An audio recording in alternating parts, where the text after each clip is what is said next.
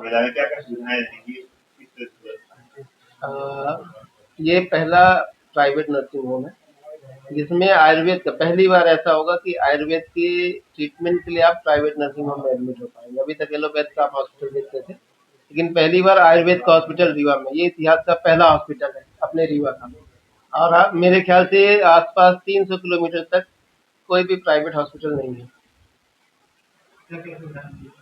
यहाँ पे पंचकर्म और प्राकृतिक चिकित्सा, आयुर्वेद, इन सब के द्वारा सभी प्रकार के रोगों का इलाज किया जाएगा। विशेष रूप से जो न्यूरो के बीमार हैं, इनफर्टिलिटी, किडनी पेशेंट हैं, और जितने भी ऐसे व्याधि हैं जो लोगों के द्वारा साध्य नहीं होती है, उनको हम लोग आयुर्वेद के द्वारा साध्य करेंगे। आपने भी न्यूरो की बात कही।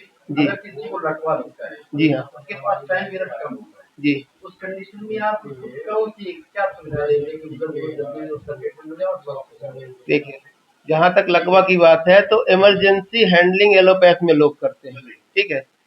जहाँ तक लकवा की बात है, इमरजेंसी हैंडलिंग एलोपैथ में करते हैं, लेकिन उसके बाद वो ठीक नहीं होते, केवल बीपी कंट्रोल होता है। उनको रिहेबिलिटेट करने के लिए हम लोग आयुर्वेद में प्रयास करते हैं। उसमें उनकी मालिश, सेक, एनीमा, शिरोधारा, नश्य, बहुत सारी ऐसी प्रक्रियाएं होती है जो ब्रेन को रिकवर करने का कार्य करती है, और हम लोग इसके द्वारा पैरालिसिस पेशेंट को ठीक करते हैं।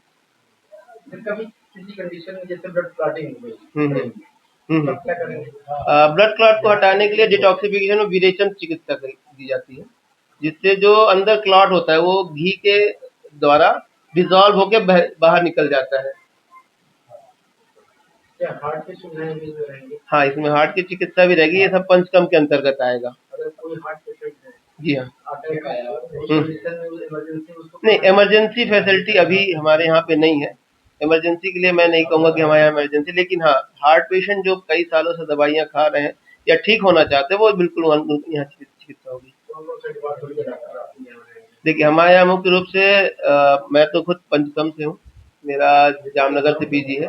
साथ में प्राकृतिक चिकित्सा के डॉक्टर रहेंगे और सर्जरी के डॉक्टर रहेंगे, और कुछ ऑन कॉल पीडिया के डॉक्टर भी रहेंगे, और साथ में अन्य विशेषज्ञता जैसे रसशास्त्र वगैरह के भी डॉक्टर रहेंगे यहाँ पे। सर्जरी में मुख्य रूप से एनोरेक्टल और जो ग्लैंडुलर एक्सट्रैक्शन होता है उनकी सर्जरी होगी यहाँ पे, आयुर्वेद विधि से पूरी। ये हमारे कल इसका शुभारंभ है, और इसका शुभारंभ अपने deputy chief minister Shri Rajendra Shukla जी